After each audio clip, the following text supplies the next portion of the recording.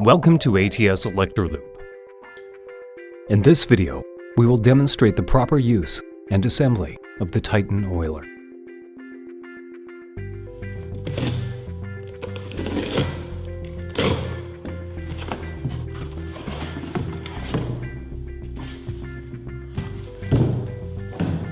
Today, we are using the Titan oiler.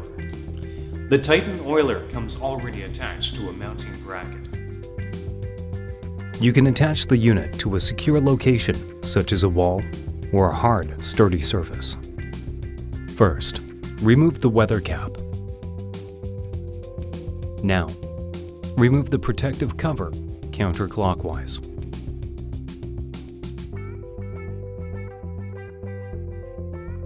Use a small screwdriver to switch the correct dip switch to your operation needs. Now we are going to demonstrate how to use the dip switch panel. These switches are your choices for your specific lubrication needs.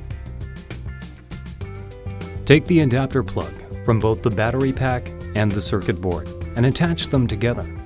You will see the LED lights flash as they go through a startup cycle.